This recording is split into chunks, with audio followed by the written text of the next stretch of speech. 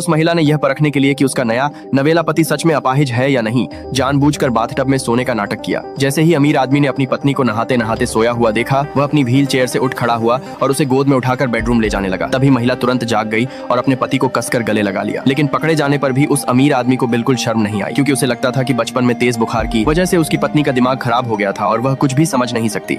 उसे यह बिल्कुल नहीं पता था कि उसकी पत्नी पूरी तरह मानसिक रूप से स्वस्थ थी और सिर्फ नाटक कर रही थी। असल में उस अमीर आदमी से शादी महिला की बड़ी बहन की होने वाली थी। 5 साल पहले दोनों परिवारों के बीच शादी का समझौता हुआ था, लेकिन एक कार दुर्घटना में अमीर आदमी के दोनों पैर बेकार हो गए। यह देखकर महिला की सौतेली मां नहीं चाहती थी कि उसकी अपनी बेटी किसी अपाहिज से शादी करे, इसलिए उसने अपनी सौतेली बेटी को उसकी जगह दुल्हन बनाकर भेज दिया। दुल्हन का जोड़ा पहनकर महिला खुशी खुशी उस अमीर आदमी की हवेली पहुंची। नौकरानियां उसका स्वागत करने लगी। उधर उसके मायके में शादी के तोहफे पहुंच चुके थे। पहले तो पूरा परिवार बहुत खुश हुआ, लेकिन जल्द ही उन्हें पता चला कि सारे गहने और नकद पैसे कानूनी तौर पर महिला के नाम है। उन पर उनका कोई अधिकार नहीं था। लालच में अंधे होकर वे तुरंत हवेली पहुंचे। उन्होंने ऐसा समय चुना जब अमीर आदमी घर पर नहीं था। महिला दौड़ती हुई बाहर आई और मासूमियत से अपने पिता को अपना सुंदर शादी का जोड़ा दिखाने लगी, लेकिन उसके पिता ने बिना कुछ कहे उसे जोरदार थप्पड़ मार दिया और तुरंत प्रॉपर्टी ट्रांसफर के कागजों पर हस्ताक्षर करने का आदेश दिया। महिला उनकी चाल समझ गई, लेकिन उसने अनजान बनने का नाटक करते हुए कहा कि उसे पढ़ना ही नहीं आता। यह सुनकर उसकी बड़ी बहन गुस्से से आग बबूला हो गई। उसने महिला पर पानी फेंक दिया और धमकी दी कि तुरंत कागजों पर साइन करो। उसी समय उसका पति वापस घर लौट आया। महिला के पिता ने तुरंत बहाना बनाते हुए कहा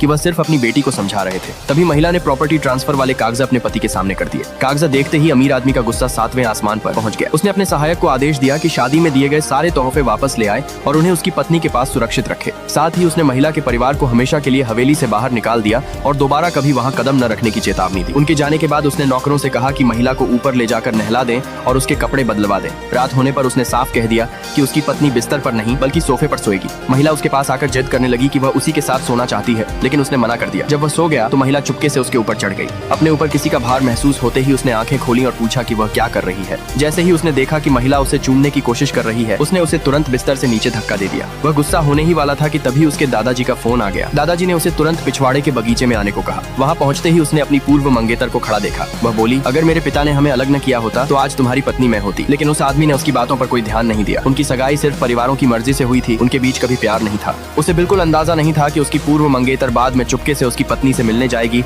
और घमंड से उससे कहेगी कि वह तुरंत अपने पति को तलाक दे दे।